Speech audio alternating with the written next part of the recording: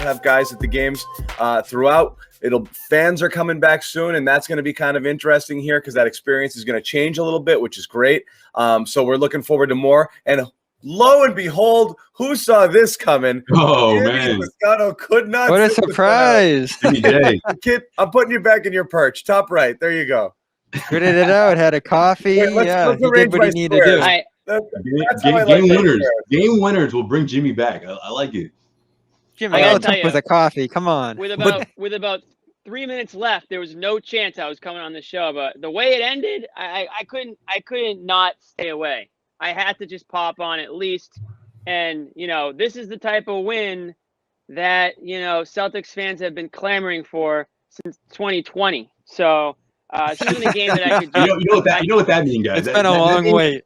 That means before the 3-minute mark, Jimmy was throwing stuff at his TV. That's what that means. Well, this was close. This was close to being the kill Tatum game, right? Because he came out and scored, early, and it was like, okay, good. You need this with Jalen out, right? And then he just disappeared. While Beal goes off, all of a sudden Beal's at 44 points and Tatum's stuck at 23, and he hadn't moved. And he hadn't done anything in a while. And the shooting percentage was going down. And I was like, okay, this was Tatum's 8 of 18 with 23 points, and Beal's doubled him up right now, and they're heading towards a loss. This was another embarrassing performance in front of his boy until he turned it around there.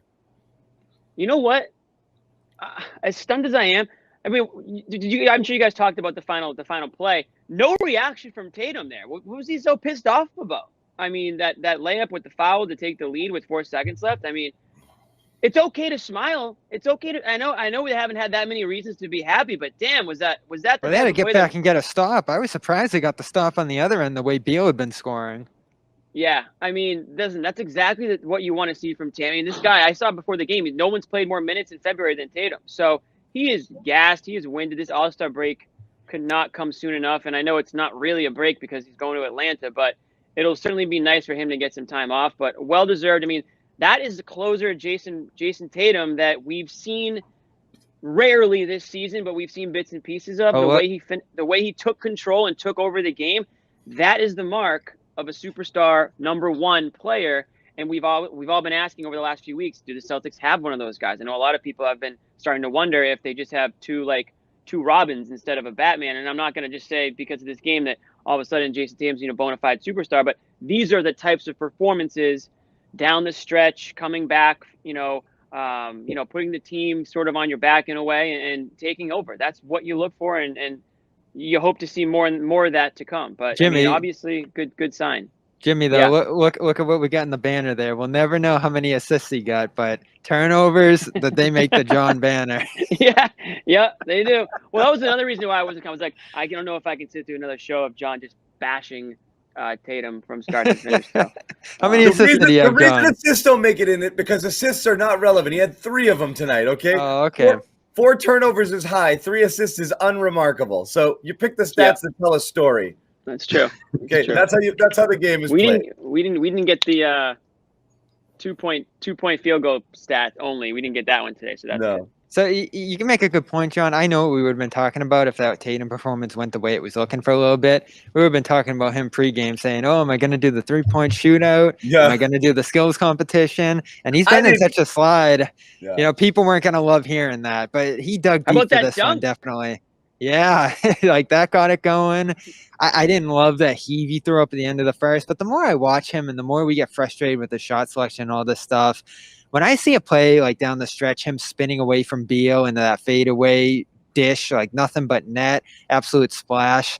I mean, there's a poetry to this guy's game that you don't see a lot around the league. Like it occasionally gets beautiful. It really does. And there's not many guys left who dance around the mid-range, do some of those things with fadeaways. And, I don't want to say Kobe Bryant-esque, but there's not many guys left with that fluidity and that motion to their game. It's a lot of pull-up threes, that kind of stuff.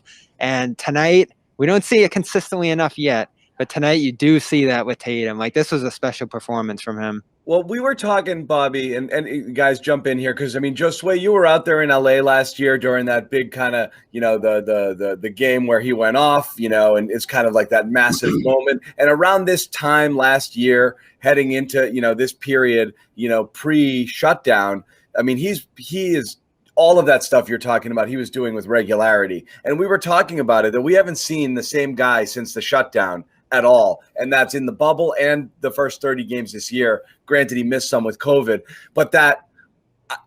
I'm going to do anything I want to do and make every shot right in your face and just break your spirit and demoralize you. It's asking a lot for a guy to constantly make ridiculously difficult shots, but that's what he was doing. And when you do that, you're literally just ripping people's soul out. I mean, that's why these guys, these killers, Lillard, Curry, and these guys, they're pulling up from 40 feet. You're like, what am I supposed to do to defend these guys? Tatum had that mojo going last year where it was like, why do I bother guarding him? He's just going to hit all of it. And I don't know if the problem is you fall in love with that a little bit. They start to not fall. All of a sudden, you're a guy who's taking bad shots. It just feels like he hasn't been there. So, I liked tonight. I liked what he did late. I liked the closing stuff. And, it is as you said, it's a glimpse. It's not all the way, but it's a glimpse of the stuff that you want to see him do on a regular basis. And it felt like he was doing, it felt like he was automatic 40 at this point last year. Well, like we said last question, and that was before and after the All-Star break, right, John? Yes, that was heading in and right after.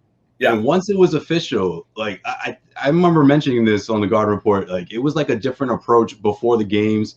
He was like saying, talking to the media a little more friendly, big smiles, like the way he carried himself. So yeah, I think look, the last couple of months, I've noticed the Tatum trying to get back to being that guy, and obviously doing it in a way that we were questioning him, and that was me. Especially the last couple of games, thinking, look, you have to do what's best for this team. What Mike Gorman said, I tend to agree with that. Maybe that he doesn't go out there and doesn't make his teammates better, but I don't think he was necessarily trying to put an emphasis on that. And now he's doing a little bit of both. He wants to be that killer that the Celtics need him to be in the fourth quarter. And obviously, when you saw those games where he, it took him over 20 shots or well over 20 shots to get to 20 points, and the percentage wasn't great, and he's jacking up these tough threes. But when they go in, it's devastating. Like you said, like those are the shots that can really demoralize a team. Of course, Bradley Beal had plenty to say on the other end in this particular case, but that doesn't always happen. You don't always have a stone cold killer on the other end. And of course, even when he did have a stone cold killer in Bradley Beal, Jayson Tatum did his thing, was able to close this thing out. But again, he needed help. Daniel Tice hit 4 straight, jump shots that the Wizards were wanting him to take, and he made all 4 of them. That's a big play. That's what superstars do. Say this. We talked about this briefly in the last episode because we were pretty critical of Tatum, deservedly so. It looked like then that Joe Sway, we talked about how his wind up to the shot is almost like so predictable. It's like when he's about to take the shot, and defenders can sort of Tatum, sorry. Oh, Tatum. Oh, when he's dribbling. Yeah. Yeah, it's like I don't know if that's just him being tired or what, but we've been seeing him almost be like a step slow, not just moving up and down the court, but with the shot. And he's been sort of relying on his length to shoot over players, not necessarily, his quickness to, get that separation. So it was good for me, at least, to see him, drive a little bit, and especially on that last possession, instead of relying on like the turnaround fadeaway jumper that he doesn't seem to get good looks on. I mean, I don't think he's been hitting that shot at a very good clips. Especially since coming back from COVID. So, I mean, those are kind of things you need to do to get going, is to, get that contact, drive to the rim, like kind of like how we see Kemba do. Another guy who I thought, another solid performance from Kemba tonight too. Mike and Scout are still looking for that foul. Yeah. Didn't hear it. He didn't let it go either. Like, it was just like 2 straight minutes. They're like, and we're getting a free throw. And I'm like, guys. Ooh, Jimmy too. I did like a triple take. I'm talking about so much. Yeah. Like, I missed that. Like, I don't see them lining up. Like, what are you talking about? No. Plus, the play, right before the timeout, I'm staring at the referee. No one called a foul. I'm like, what is Scal talking about? Yeah. Well, how about the play before when he falls out of bounds? They go to a replay there. That didn't need to be a replay at all. And that's what we were talking about with the Pelicans game last Sunday. Just the pacing in that spot completely screwed up. And you know what? That probably helped the Celtics. They got a whole timeout out of that replay, set something up. It took Tatum a long time to get that inbounds pass in, but they had a nice motion there to get into Pritchard and work it out to Tatum on that right wing. And it was just the kind of execution we haven't seen from this team in a long time down the stretch there. That's really all there is to it. Few stops. Defense wasn't great tonight, but offensively is what they're looking for improvement-wise right now, so you'll take all of that. Bye.